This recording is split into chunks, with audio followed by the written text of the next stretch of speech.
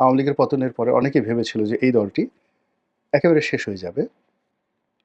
আগামী ১০০ বছরও এই দলের কোনো অস্তিত্ব থাকবে না, অথবা এই দল একেবারে নিঃশেষ হয়ে যাবে। পরবর্তীতে যখন দেখা গেল যে না, এই দলটি নিঃশেষ হচ্ছে না, বরং যেখান তাদের সম্ভব সেখান থেকে তারা উঁকিঝুঁকি দিচ্ছে। তারপরে শেষে তারা সংগঠিত হওয়ার চেষ্টা করছে। তারা তাদের নিজেদের যে অবস্থান সেটি জানান দিচ্ছে। এবং তাদের যে প্রস্তুতি, সেই প্রস্তুতি স্পষ্টতই লক্ষ্য করা যাচ্ছে। ফলে আওয়ামী লীগের যারা প্রতিপক্ষ, তারা তাদের যে কৌশল, সেই কৌশলের যে এক্সট্রিম যে পদ্ধতি সেটি তারা প্রয়োগ করা শুরু করলো। ইতিমধ্যে আওয়ামী লীগ নিষিদ্ধ করা হয়েছে। তার আগে ছাত্রলীগকে নিষিদ্ধ করা হয়েছে। এখন আওয়ামী লীগ কি করবে? দেখা গেল যে আওয়ামী লীগ নিষিদ্ধ হওয়ার পরে পুরো পরিস্থিতি দেশের এবং দেশের বাইরের সরকারের নিয়ন্ত্রণের বাইরে চলে গেছে। স্বয়ং ডক্টর মোহাম্মদ ইউনূস তিনি নিজে বলেছেন যে আওয়ামী লীগ নিষিদ্ধ করার পরে একটা যুদ্ধের পরিস্থিতি তৈরি হয়ে গেছে। এবং আওয়ামী লীগ নিষিদ্ধ হওয়ার পর আওয়ামী লীগ যে কাজগুলো করেনি, সেই কাজগুলো এখন তারা করা শুরু করেছে। আমি একে একে বলছি। প্রথমত তাদের বাংলাদেশে বিভিন্ন জায়গাতে ঝটিকা মিছিল, এই মিছিলের সংখ্যা বাড়িয়ে দিয়েছে। দেশের বাইরে থেকে তাদের যে বক্তব্য, বিবৃতি, সভা, সমিতি, সেমিনার, এইগুলো তারা বাড়িয়ে দিয়েছে। তাদের ভাষা সংযত হয়েছে। তারা অনলাইনে অর্থাৎ ফেসবুকে, ইউটিউবে, এরপরে অন্যান্য সামাজিক মাধ্যম থেকে শুরু করে সিএনএন, আল জাজিরার মতো বিখ্যাত প্রতিষ্ঠান এবং ভারত এবং আমেরিকার যে সকল মূল ধারার গণমাধ্যম রয়েছেন, প্রিন্ট মিডিয়া রয়েছেন, সেখানে যেভাবে বক্তব্য দিচ্ছেন এবং যেভাবে ও সকল পত্রপত্রিকায় আওয়ামী লীগের মিশন এবং ভিশন নিয়ে তারা যেভাবে প্রচারণা চালাচ্ছেন, এটি আওয়ামী লীগ বিরোধীদের জন্য রীতিমতো অশনির সংকেত। ২ নম্বর হলো যে তাদের বন্ধু রাষ্ট্র হিসেবে পরিচিত ভারত ক্রমশই আওয়ামী লীগের প্রতি তাদের যে সমর্থন এটি বাড়িয়ে দিচ্ছে। অন্যদিকে স্পষ্টতই বোঝা যাচ্ছে যে আমেরিকা, জাপান এবং চীন, এই ৩টি বৃহৎ রাষ্ট্র, তারা আওয়ামী লীগকে মাইনাস করে কোনো কথা চিন্তা করছে না। বরং তারা মনে করছে যে অনেকটা এই দল ফিরে আসতে পারে। তো কাজেই তাদের সঙ্গে নতুন করে যে যোগাযোগ স্থাপিত হচ্ছে, এটি বোঝা যাচ্ছে। সব দিক থেকে বোঝা যাচ্ছে। সরকারের নড়াচড়া এবং বিদেশি রাষ্ট্রদূতদের কথাবার্তা এবং রাজনীতির যে একটা গম্ভীর যে অবস্থা, গোমট ভাব যেটিকে বলা হয়, তা দেখে কিন্তু এটা বোঝা যাচ্ছে। সবচেয়ে আওয়ামী লীগের জন্য এই মুহূর্তে সুসংবাদ হলো আওয়ামী লীগের ৩য় প্রজন্ম সামনের দিকে চলে আসছে। এবং বাংলাদেশের রাজনীতিতে এই মুহূর্তে অন্য কোনো রাজনৈতিক দলের ৩য় প্রজন্ম সামনে এসে নেতৃত্ব দেওয়ার মতো পর্যায়ে নেই। এখন আওয়ামী লীগের প্রথম প্রজন্ম ৬০-এর দশকে যারা নেতৃত্ব দিয়েছেন এবং ৭০-এর দশকে বঙ্গবন্ধু এবং তার সহ যারা কর্মী। দ্বিতীয় প্রজন্ম হলো ৮০-এর দশক এবং ৯০-এর দশকে যারা নেতৃত্ব দিয়েছেন। এবং এই ৩য় প্রজন্ম হলো ২০০০ সনের পরে যাদের নেতৃত্ব আমরা দেখতে পাচ্ছি ২০০১ থেকে, এবং এদের সবার বয়সই ৫০-এর নিচে। তো এই যে ৩য় প্রজন্মের যে সকল নেতৃবৃন্দ আওয়ামী লীগে আছে, ঠিক ওই পর্যায়ের অল্প কয়েকজন নেতা বিএনপিতে আছেন। কিন্তু আওয়ামী লীগের নেতাদের যে আন্তর্জাতিকতা, তাদের শিক্ষা এবং তাদের যে গ্রুমিং, তাদের যে পদবি এবং পোর্টফোলিও, এর সমপর্যায়ে হয়তো বিএনপিতে সম্ভব ছিল।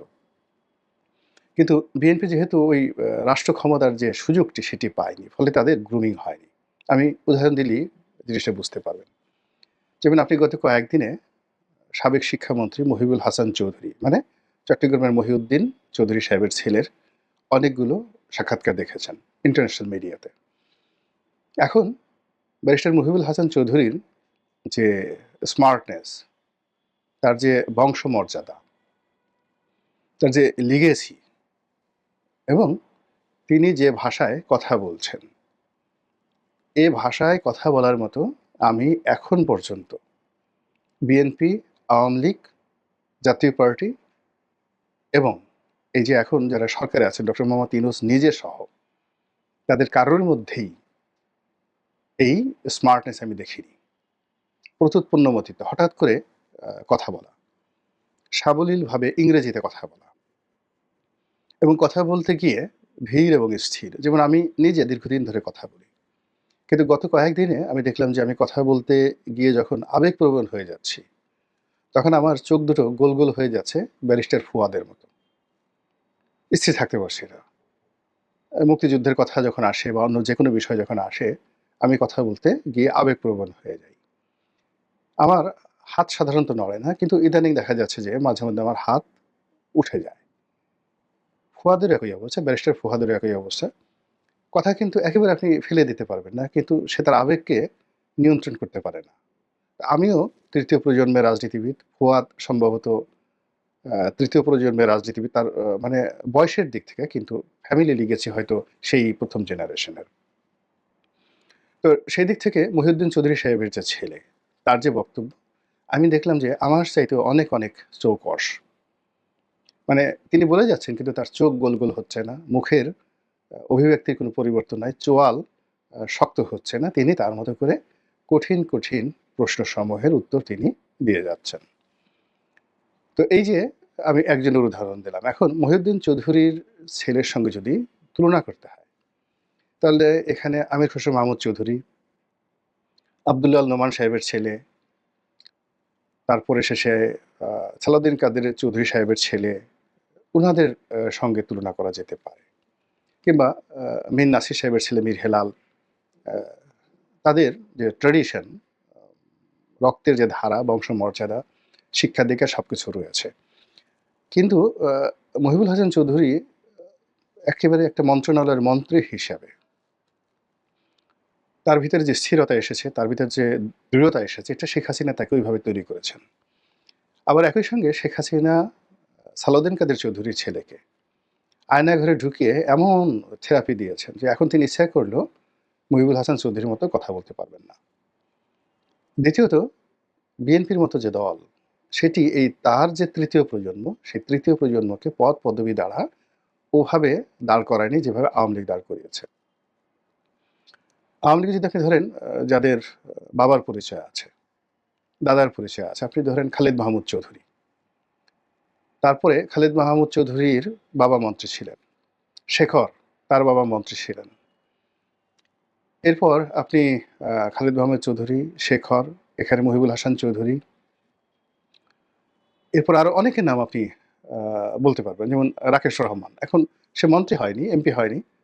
কিন্তু তার সঙ্গে ডিবেট করার মতো, বার্গেনিং করার মতো সত্যিকার অর্থে এখন অন্যান্য দলে কয়েকজন লোক রয়েছে। তিনি এখন দেশের বাইরে রয়েছেন। এরকম অন্ততপক্ষে আওয়ামী লীগের মধ্যে ৫০ জনের মতো যুবক রয়েছেন যাদের বয়স ৫০ এর নিচে, যারা শিক্ষা, দীক্ষা, অর্থ, বিত্ত, বংশমর্যাদা থেকে শুরু করে প্রায় সব ক্ষেত্রে রাজনৈতিক অঙ্গনে সুপারস্টার।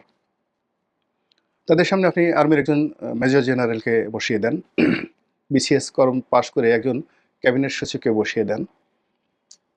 এই মানুষগুলিকে তারা পরিচালনা করে আসছেন।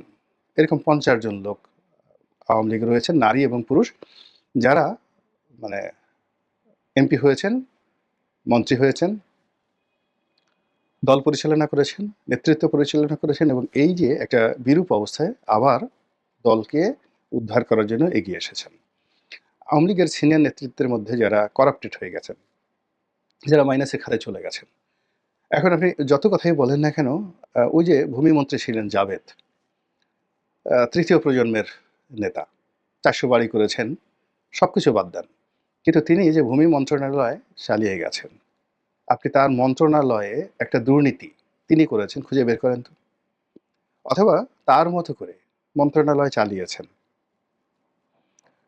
গত ৫০ বছরে এরকম একটা মন্ত্রণালয় দেখান, যে অত্যন্ত শক্ত হাতে এবং পুরো মন্ত্রণালয়ের যে সিস্টেমটি রেডিক্যালি চেঞ্জ করে দিয়েছেন।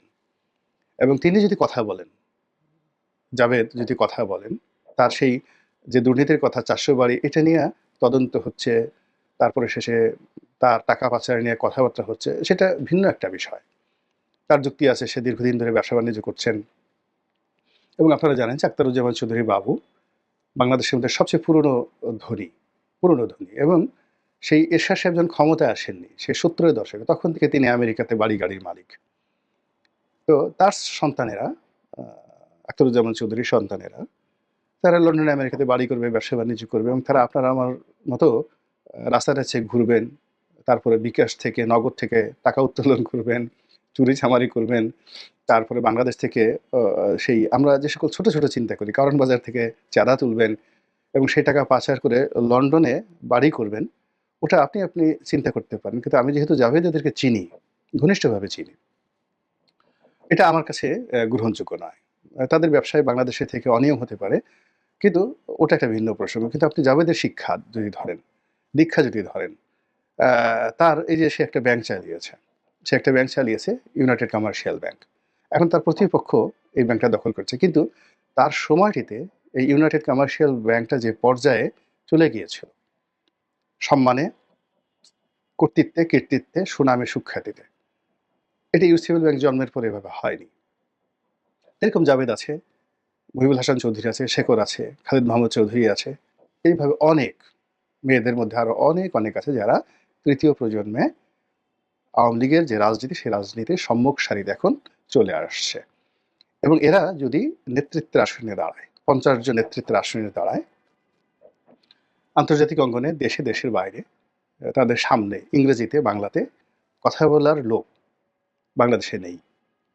তারা যদি কলম ধরে, তাদের সামনে কলম ধরার লোকও নেই। এমনি আপনি যতই বলেন না কেন, সজীব অজিত জয়কে হাতে ট্যাটু এঁকেছে, গালাগালি করছেন পিনাকির ভাষায়, যত কিছুই বলেন না কেন, তার লেভেল অফ থিংকিং, তার বন্ধু-বান্ধব, আপনি এই ঢাকা শহরে কেউ কি বলতে পারবে যে জয় ঠিক কোনো টুন্ডা বাবু, টোকাই সাগর, মুরগি মিলন এদের সাথে জয়ের সম্পর্ক ছিল, বন্ধুত্ব ছিল? কিংবা বাংলাদেশের কোনো নায়িকা, গায়িকার সঙ্গে জয়ের যৌন সম্পর্ক ছিল? কিংবা বিভিন্ন জায়গাতে যে হেরেম আছে আমাদের এখানে, যেমন পাপিয়া কাণ্ড আছে, অমুক কাণ্ড আছে, বিভিন্ন সময় রাজনৈতিক নেতারা, এমনকি সেই বলিউড থেকে নায়িকা গায়িকাদেরকে এনে তাদের যে বিকৃত রুচি চরিতার্থ করে। জয় সম্পর্কে এই ধরনের কথা কেউ বলতে পারবেন যে আমার এই সর্বনাশটা মুখে করেছে?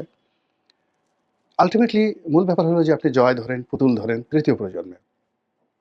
এখন পুতুল যখন কথা বলেন, আপনি দেখেন তো এই যে WHO তে তিনি একটা আঞ্চলিক অফিস চালাচ্ছেন। যে কটা আন্তর্জাতিক সেমিনারে বক্তব্য দিয়েছেন, যে কটা ভিডিও বার্তা দিয়েছেন, তার যে উচ্চারণ এবং তার যে বাচনভঙ্গি এবং তার যে দৃঢ়তা, তার উপর এত ঝড় বয়ে যাচ্ছে, সেই ঝড়ের কোনো লক্ষণ কি আপনি পুতুলের বক্তব্যে দেখেছেন?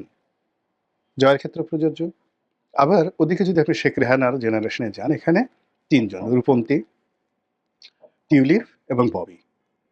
তাদের যে মেধা, যোগ্যতা, লেখাপড়া সব মিলিয়ে এমন একটা পর্যায়ে তারা তৃতীয় প্রজন্মটাকে দাঁড় করিয়েছে। ওই প্রজন্মে আপনি এখন জাতীয় পার্টি, জামাত, বিএনপি, এনসিপি, অন্যান্য যারা রাজনৈতিক দল রয়েছে, আপনি একবার একটু কল্পনা করেন তো, যুদ্ধটা, আগামীর যে রাজনৈতিক যে যুদ্ধ, প্রতিযোগিতা, এই প্রতিযোগিতায় কারা এগিয়ে আছে?